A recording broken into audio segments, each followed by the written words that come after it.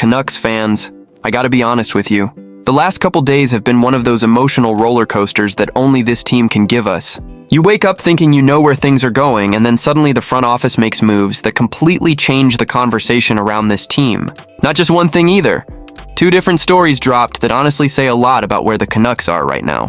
One of them brings in something this roster has been missing for a while, something that could change the physical identity of this team down the stretch. And the other one, well, that one hits a little more emotionally if you've been following this team for the past few years. Two very different moments. One about someone arriving, and one about someone saying goodbye. And when you put them together, it kind of makes you stop and think about where the Canucks are heading next.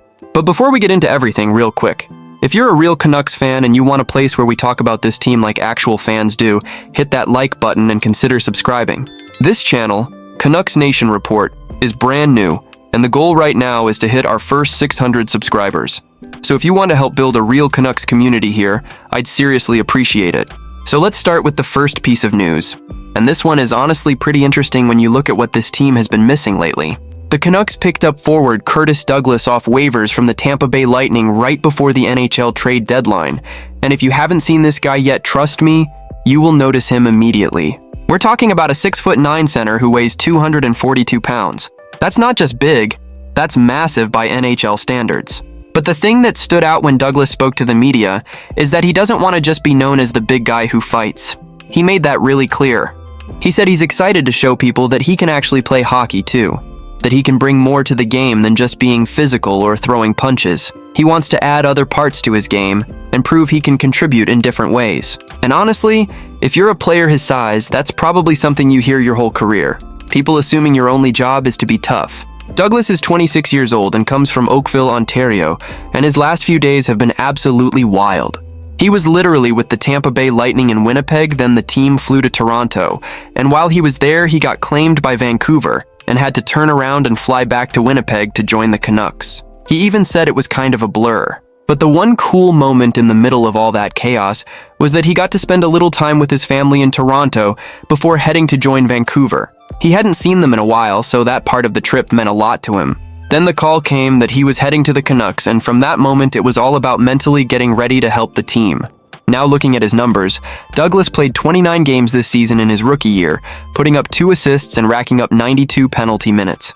So yeah, the physical side of his game is definitely real. Last season, in the American Hockey League with the Tucson Roadrunners, he had a pretty solid year though. 10 goals, 26 points, and 117 penalty minutes across 63 games. So there's at least some offensive potential there too. And according to Canucks general manager Patrik Allvin, that physical presence is exactly why Vancouver wanted him. Allvin said straight up that with so many young players in the lineup, he wants those guys to feel safe on the ice. He doesn't want them getting pushed around. And that's something we've honestly seen happen at times this season. Teams taking liberties because Vancouver didn't always have someone big enough to answer back. So the idea here is simple. Bring in size. Bring in toughness. Bring in someone who can make opponents think twice. Douglas could actually make his Canucks debut against the Ottawa Senators, depending on the final lineup decisions. Head coach Adam Foote said he was waiting for updates on Evander Kane and Brock Boeser before locking in the lineup. Kane wasn't on the ice during the morning skate, and Boeser only briefly participated before heading back to the locker room. Foote said both players were just dealing with a couple things and didn't go into much detail beyond that. But when it comes to Douglas, the coaching staff already seems pretty clear about what they want from him. Foote described him as a big body who moves surprisingly well for his size. He said Douglas runs a hard forecheck, finishes his checks, and plays the game the right way.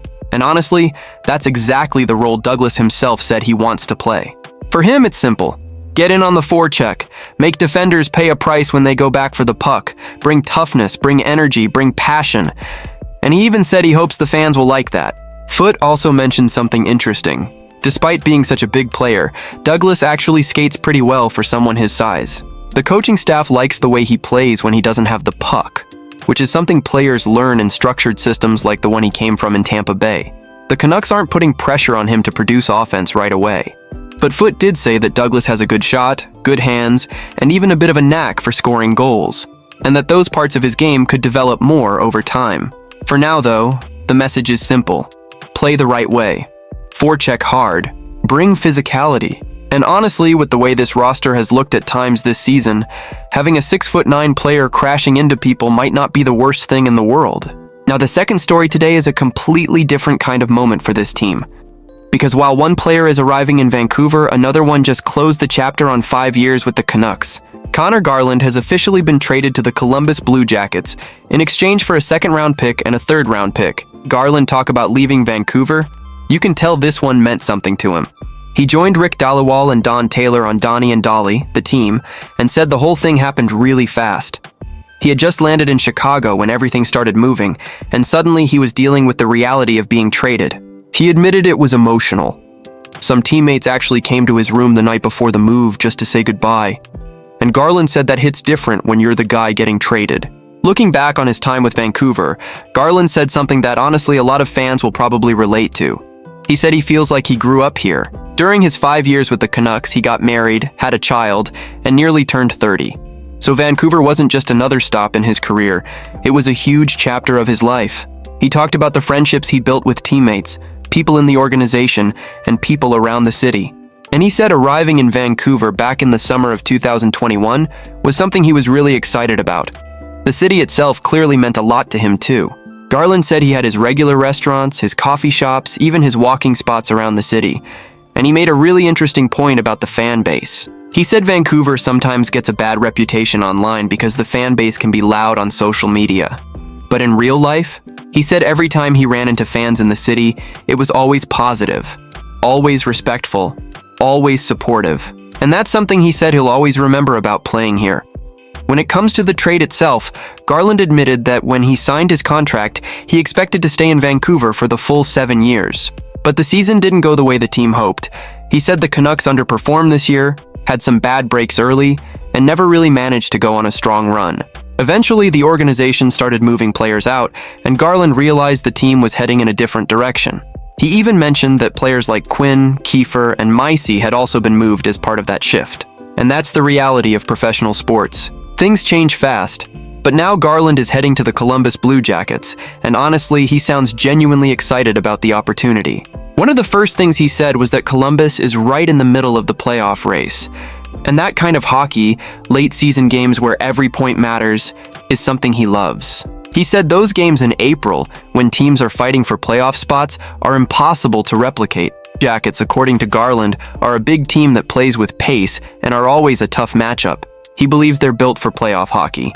And now his goal is simple: help them get over the edge and hopefully go on a long run.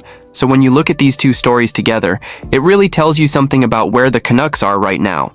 On one side, the team is bringing in new pieces like Curtis Douglas, bigger, tougher players who might help shape the identity of the roster moving forward.